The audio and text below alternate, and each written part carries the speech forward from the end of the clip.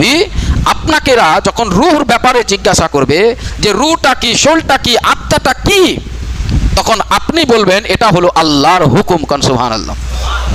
আমরা অনেকেই বলি যে আল্লাহর হুকুম ছাড়া গাছের একটা পাতা হিলে না, আল্লাহর হুকুম ছাড়া মানুষ এক পা আগে এগোতে পারবে না, আল্লাহর হুকুম ছাড়া মানুষ চোখ দিয়ে দেখতে পারবে না, আল্লাহর হুকুম ছাড়া মানুষ হাত দিয়ে কোনো কাজ করতে পারবে না, আল্লাহর হুকুম ছাড়া মানুষ কোনো চিন্তা ভাবনাই করতে পারবে না, আল্লাহর হুকুম ছাড়া মানুষ এক চুল একটু হিলা নড়াচড়াও করতে পারবে না। বিষয়টা বুঝেন যে আল্লাহর হুকুম ছাড়া কিচ্ছু করতে পারবে না। আপনি হাত হিলিয়ে দিলেন, এই তো আল্লাহর বিনা হুকুমে আমি হাত হিলিয়ে দিলাম, আমি এদিকে তাকাচ্ছি, এই তো এদিকে তাকিয়ে নিলাম, আল্লাহর কোনো হুকুমই হয়নি, আমি তাকিয়ে নিলাম। অনেকের মধ্যে এইরকম প্রশ্ন থাকে, এই গাছের পাতা হিলছে, এটা আপনা আপনি হিলছে। সমস্ত তারিফ ও প্রশংসা সে বিশ্ব নিয়ন্তা মহান করুণাময় রব্বুল আলামিনের নিমিত্তে, অতঃপর শত সহস্র কোটি কোটি ধারাবাহিক দুরুদ ও সালাম বর্ষিত হোক মরুর দুলাল, মক্কার সর্দার, মদিনার তাজদার, গায়বের সংবাদদাতা, ভবিষ্যৎ বক্তা, নিসুল গরিবিন, সৈয়দুল মুরসালিন, খাতামান নবিয়িন, শফিউল মুজনবিন, আকা মৌলা জনাবে মুহাম্মদুর রাসূলুল্লাহ সাল্লাল্লাহু তাআলা আলাইহি ওয়াসাল্লামের প্রতি সকলে মিলে বলুন আল্লাহুম্মা আমিন। আসুন একবার দরুদ শরীফের নজরানা পাঠ করি। আল্লাহুম্মা সাল্লি আলা সাইয়্যিদিনা মাওলানা মুহাম্মাদিন মা'দানি জুদি ওয়াল কারাম মান বাল ইলমাল হিলমাল হিকাম ওয়া আলিহি ওয়া আসহাবিহি ওয়া বারিক ওয়াসাল্লিম। সাল্লু আলাইহি সালাতু ওয়া সালামান আলাইকা ইয়া রাসূলুল্লাহ সাল্লাল্লাহু তাআলা আলাইহি ওয়াসাল্লাম। মুআজ্জাজ সামাঈন ইকরাম, আল্লাহ রাব্বুল আলামিনের লাখ লাখ শুকরিয়া যে আজ আমরা সকলেই এই ঈদুল আজহারের নামাজ আদায় করে কোরবানি দিয়ে এখন পর্যন্ত সুস্থতা আছি। তাই সেই মালিকের দরবারে কোটি কোটি শুকরিয়া জানাই। সকলে মিলে বলুন আলহামদুলিল্লাহ। মুআজ্জাজ সামাঈন ইকরাম, খুতবাতে মাসনুনার পর সূরা আল ইমরান থেকে একটি আয়াত তেলাওয়াত করেছি, 92 নম্বর আয়াত, লান তানালুল বিররা হাত্তা তুনফিকু মিম্মা তুহিব্বুন। তোমরা ততক্ষণ পর্যন্ত আল্লাহর নৈকট্য অর্জন করতে পারবে না যতক্ষণ পর্যন্ত তোমরা তোমাদের প্রিয় জিনিসটা আল্লাহর রাস্তায় সাদকা না করবে, আল্লাহর রাস্তায় খরচ না করবে। ওমা তুনফিকু মিন শাইইন, আর তোমরা কি জিনিস তোমরা আল্লাহর রাস্তায় ফি সাবিলিল্লাহ করবে, আল্লাহর রাস্তায় তোমরা দান করবে, আল্লাহ রাব্বুল আলামিন ওয়া হুয়াস সামিউল আলিম, আল্লাহ সবই জানেন। কি তোমরা এই আয়াত থেকে মানুষ যে কোনো কর্মক্ষেত্রে দান করে, সাদকায়ে ফিতর হোক, ওয়াজিব সাদকা হোক, নিজ ইচ্ছামতো সাদকা হোক, এমনি দান ও খায়রাত হোক, এই সমস্ত কিছু দান ও খায়রাত যখনই আল্লাহর রাস্তায় করতে হবে। আর এই আয়াত নাজিল হওয়ার পরে পরেই হযরতে উমর ইবনে আব্দুল্লাহ আজিজ তিনি কি করতেন, চিনির বস্তার বস্তা চিনি তিনি সাদকা করতেন, দান করতেন। তিনাকে জিজ্ঞাসা করা হলো, হে আব্দুল্লাহ বিন উমর আব্দুল আজিজ, আপনি এই রকম চিনি বস্তার বস্তা কেন সাদকা করছেন? আপনি তো এর মূল্যটা সাদকা করতে পারেন, এর টাকাটা তো আপনি সাদকা করতে পারেন। তখন তিনি বললেন, আমার কাছে সব থেকে প্রিয় হলো চিনি। ওই জন্যেই, কারণ আয়াতে নাজিল হয়েছে যেটা তোমার কাছে সব থেকে প্রিয়, ভালোবাসার জিনিস, মহাব্বতের জিনিস, সেই জিনিসটাকে আল্লাহর রাস্তায় ফি সাবিলিল্লাহ করো। তো মুআজ্জাজ সামাঈন ইকরাম, এরপরেই বলেছিলাম যে মদিনার এক আনসারী হযরতে আবু তালহা আনসারী রাদিয়াল্লাহু তাআলা আনহু মদিনার মধ্যে একজন অর্থশীল ধনবান ব্যক্তি ছিলেন। তিনার বেশুমার অগণিত বাগান ছিল। সমস্ত বাগানের মধ্যে যে বাগানটি সব থেকে প্রিয় ছিল, যেখানে আমার নবী করিম সাল্লাল্লাহু তাআলা আলাইহি ওয়াসাল্লাম গিয়ে সেখানে বসে সময় কাটাতেন শুধু, সেই বাগানটার নাম ছিল বাইরাহা।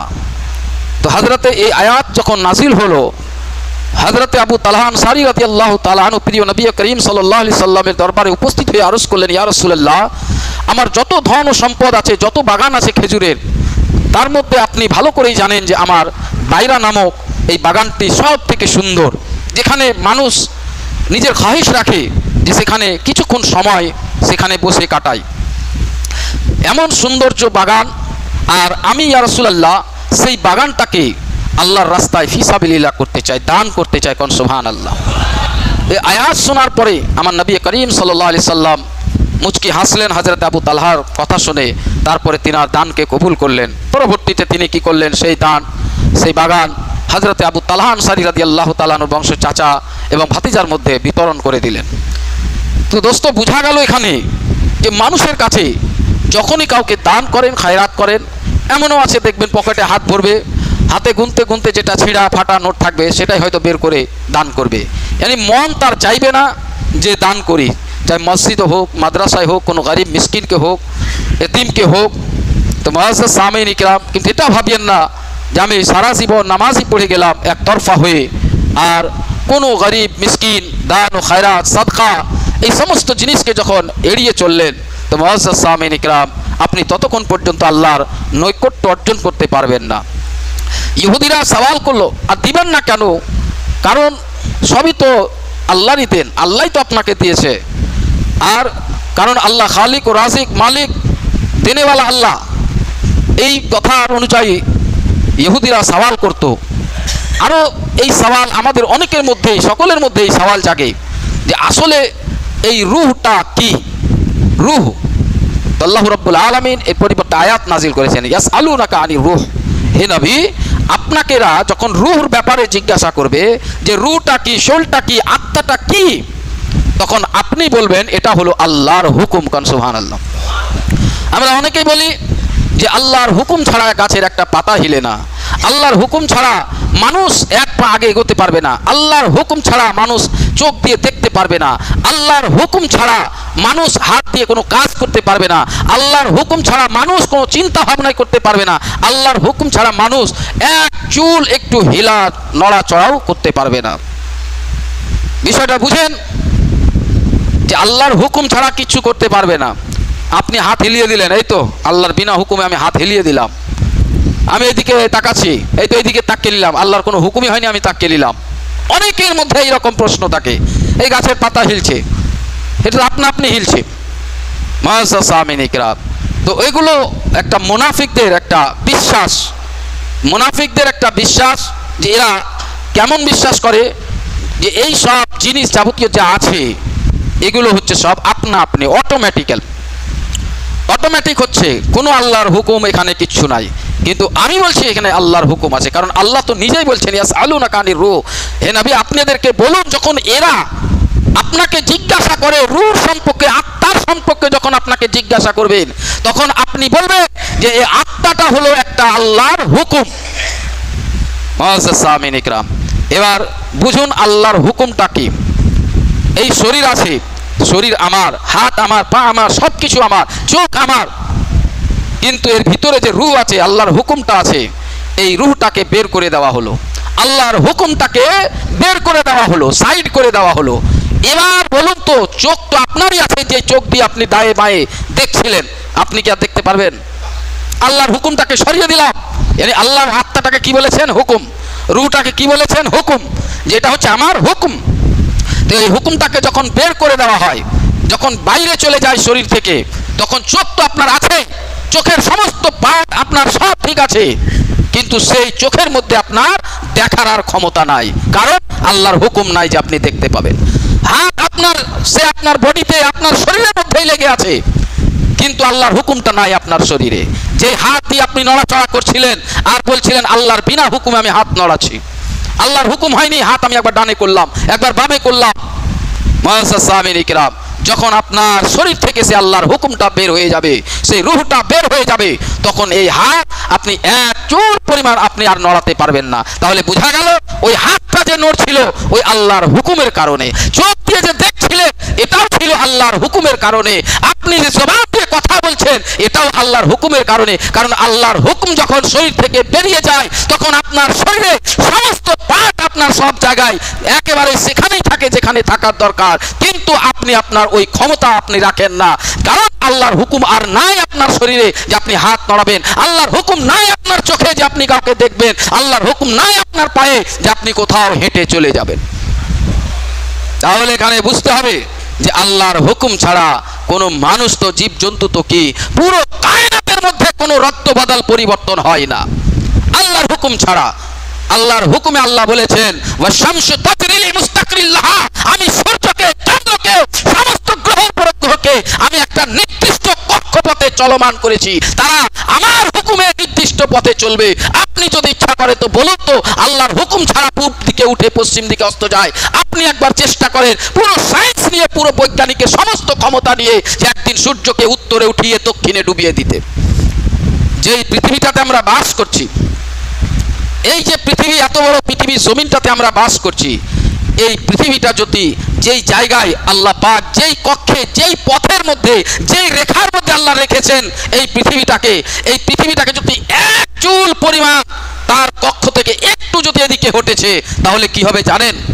এই পৃথিবীর মধ্যে বিশাল ঝড় আর পুরো পানি এদিক সেদিক হয়ে ভূমিকম্প হয়ে এই পৃথিবীটা ছন্ডভণ্ড হয়ে নষ্ট হয়ে যাবে, মানুষ জীবজন্তু কিছুই বাঁচবে না। মুআজ্জাজ সামাইন ইকরাম, তার জন্য এগুলা সব হচ্ছে আল্লাহর হুকুম।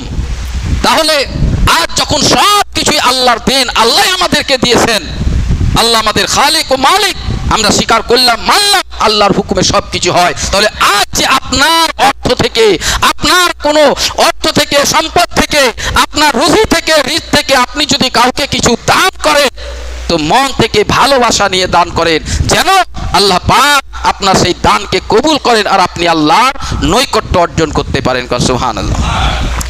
নচেত আপনার, কারণ আল্লাহ পাক বলেছেন ওয়া সামিউল আলিম, তুমি কোন মনে কোন অন্তরে তুমি দান করছো, একজনকে খাবার খাওয়াচ্ছ, মিসকিনকে ভিক্ষা দিচ্ছ, কোন মন থেকে দিচ্ছ আল্লাহ পাক কিন্তু তোমার সেই মন পর্যন্ত আল্লাহ পাক জানেন যে তুমি কোন অন্তর থেকে দিচ্ছ।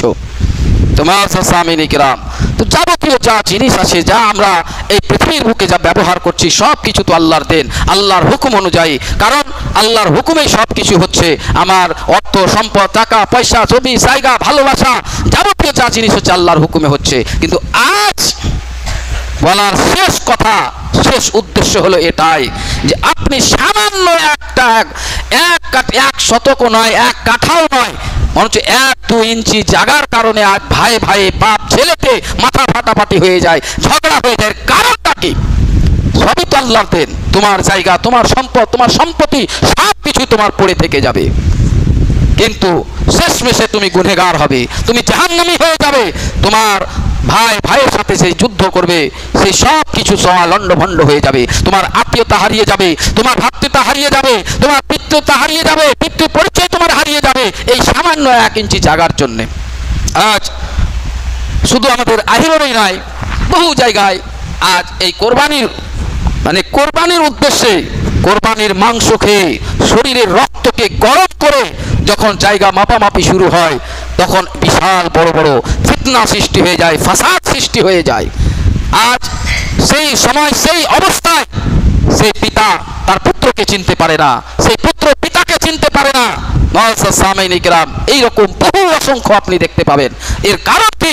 এর কারণ হলো আমাদের হাত ছিল কৃপণতা। কখন থেকে? প্রথম থেকে কৃপণতা। আমরা দান করা শিখিনি, যে আজ যদি আমার ভাই কি আমার পিতা 1 ইঞ্চি 1 ফুট জায়গা যদি বেশি পেয়ে নিচ্ছে তো পাঁচটা আমি সবুর করে নিলাম, ধৈর্য ধরে নিলাম, কিন্তু এই ধৈর্যটা, এই সবুরটা আমাদের অন্তর থেকে একেবারে মুছে গেছে, সেই ধৈর্যটা আমাদের অন্তর থেকে মিটে গেছে বলেই আজ এত বড় বড় দেশের মধ্যে ওই সামান্য সামান্য জায়গা নিয়ে বিশাল বড় বড় ঝগড়া ঝামেলা সৃষ্টি হয়ে যাচ্ছে।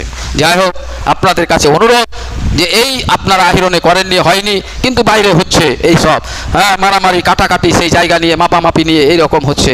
তো আপনারা যদিও মাপামাপি করেন, জায়গা যদিও করেন 1 ইঞ্চি 2 ইঞ্চি এদিক আর ওদিক, জায়গা জায়গায় পড়ে থাকবে, কিন্তু আপনারা আপনাদের আত্মীয়তা হারাবেন না, আপনাদের ভ্রাতৃতা ভাই ভাইয়ের সম্পর্ক হারাবেন না, পিতা পুত্রের সম্পর্ক হারাবেন না। কারণ দুনিয়ার মধ্যে যদি আনমোল একটা মূল্যবান যদি জিনিস থাকে তাহলে হচ্ছে এটাই একটা মূল্যবান জিনিস, যে আপনি আপনার ভাইয়ের সাথে মহব্বত রাখেন, আপনার বাপের সাথে মহব্বত রাখেন, আপনার প্রতিবেশীর সাথে মহব্বত রাখেন, ভালোবাসা রাখেন। এই ভালোবাসা জিনিসটাই থেকে যাবে, কারণ আপনি যখন দুনিয়া থেকে চলে যাবেন, আপনার ভাই হোক, পিতা হোক, পুত্র হোক, আপনার প্রতিবেশী হোক, তার জবান থেকে হয়তো দোয়া বের হবে, মাগফিরাতের দোয়া বের হবে, আর তার সেই দোয়ার কারণে হয়তো আপনার সমস্ত গুনাহ খাতা মাফ হয়ে আপনি জান্নাতবাসী হয়ে